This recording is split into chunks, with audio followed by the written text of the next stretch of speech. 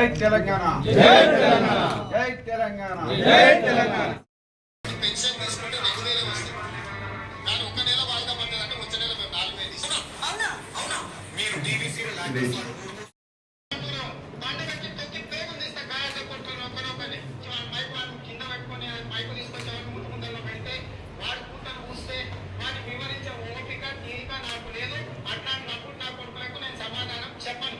నేను అమ్మ మమ్మల్ని ఇంట్లోనే అన్ని తెచ్చి చూపించుకోమని చెప్పు. కింద నాకు వేసుకొని నాకు ఏం అభ్యంతరం లేదు. రైతు బంధు మరి 3 పంటలు పండిస్తే 3 సార్లు ఎందుకు ఇస్తలేవు రైతు బంధు అంటే అతి జరిగితే కదా. రేవంత్ రెడ్డి చెప్పే మాటలు ఒకరి నమ్ముతాం. ఇంతమంది ఈదులు తీసుకోవాలి, మాదిగలు చెప్పులు కొట్టుకోవాలి, మా ముదిరాజు సోదరులు చేపలు పట్టుకోవాలి, మా ఎలుకలు పందులు పెంచుకోవాలని ముఖ్యమంత్రి అంటున్నాడు.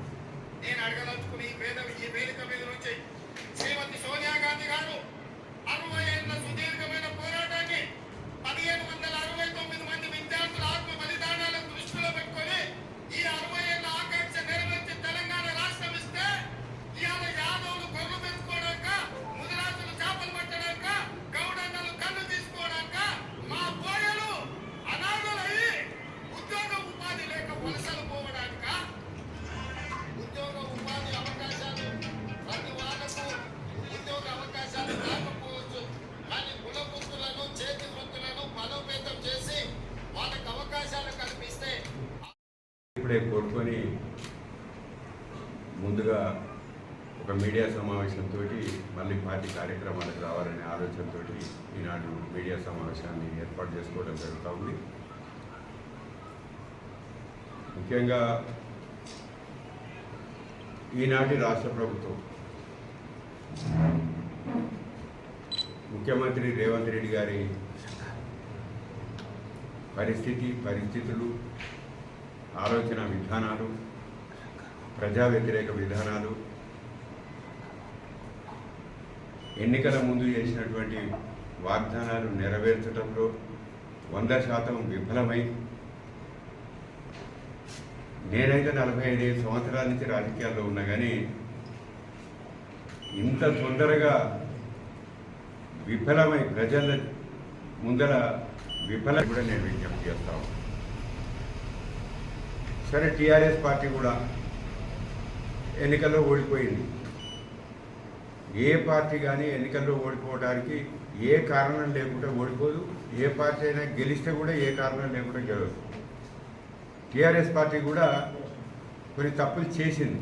చిన్న తప్పులు చేసుకుంటూ ఎంతసేపు సంక్షేమ పథకాలు, అభివృద్ధి పథకాలు మేము ప్రజల్లో బ్రహ్మాండంగా తీసుకుపోతా ఉన్నాం అని పార్టీని పట్టించుకోకపోవడం, సంస్థాగతంగా పార్టీని డెవలప్ చేయలేకపోవడం, పార్టీని ముందుకు తీసుకుపోవడంలో పార్టీ కొంత వెనుకబడిపోయింది అనేది వాస్తవాన్ని గ్రహించాల్సిన అవసరం ఉంది. పార్టీని నడిపించడంలో కొంత వెనుకబడిపోయిందని చెప్పుకోవడానికి మాకు ఎటువంటి అభ్యంతరాలు లేవు. ఏదైనా ఒక పొరపాటు జరిగినప్పుడు వాస్తవంగా మనం ముందుగా ఆత్మవిమర్శ చేసుకోవాలి.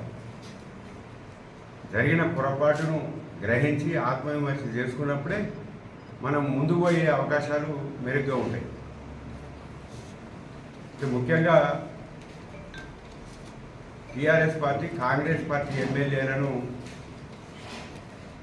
12 మంది కాంగ్రెస్ ఎమ్మెల్యేలను, ఒక ఇండిపెండెంట్ ఎమ్మెల్యేను, 2 తెలుగుదేశం పార్టీ ఎమ్మెల్యేలను, 15 మంది కాంగ్రెస్ పార్టీ ఎమ్మెల్యేలను పార్టీలో చేర్చుకోవడం అది పెద్ద తప్పిదంగానే భావించాల్సి వస్తుంది. ఇవాళ వచ్చిన రిజల్ట్ చూసి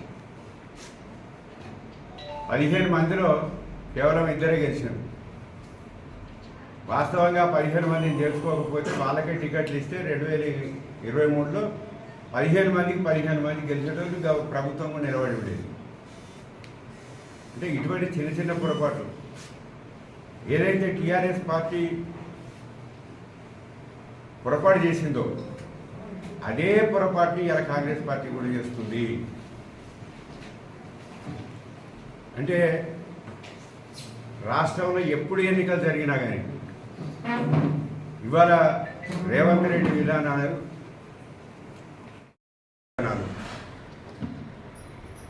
ప్రజలకు అవసరమైన విధానాలు కాకుండా ప్రజా వ్యతిరేకమైనటువంటి విధానాలు. రేపు ఆగస్టు 1వ తారీఖు నుంచి భూముల రిజిస్ట్రేషన్ ఛార్జీలు పెంచుతామని చెప్పి ఆల్రెడీ అనౌన్స్ చేశాడు. నేను అంటా ఉన్నా, తెలంగాణలో ముఖ్యమంత్రిగా నువ్వు అడుగుపెట్టిన తెల్లారి నుంచే భూముల రేట్లు పడిపోయినాయి. గతంలో కేసీఆర్ ప్రభుత్వంలో ఉన్న ఎన్ని అయితే రిజిస్ట్రేషన్లు అయినాయో దాంట్లో 25% రిజిస్ట్రేషన్లు అమ్మకాలు జరుగుతలేవు, రిజిస్ట్రేషన్లు అవుతలేవు. ఇది నేను చెప్తున్న మాట కాదు, ప్రభుత్వ లెక్కలు చెప్తున్న మాట. రిజిస్ట్రేషన్లు అన్నీ తగ్గిపోయినాయి. ఎందుకు తగ్గిపోయినాయి అంటే కాంగ్రెస్ పార్టీ ప్రభుత్వం మీద అభద్రతా భావం వచ్చింది. ఎవరైతే రియల్ ఎస్టేట్ వ్యాపారం చేసే వాళ్ళు ఉన్నారో వాళ్ళకు ఒక అభద్రతా భావం వచ్చింది.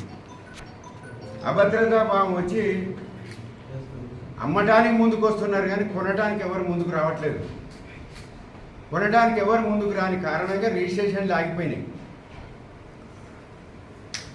ఇలా రూరల్లో గ్రామీణ పరిస్థితి చూసినప్పుడు వ్యవసాయ భూముల ధరలు ఒకప్పుడు 50 లక్షలు, కనీస ధర 50 లక్షల నుంచి ₹1 కోటి దాకా పోయినాయి.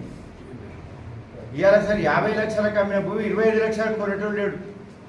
₹1 కోటి పోయిన భూమి 60-70 లక్షలకు అమ్ముడు పోయే పరిస్థితి లేదు.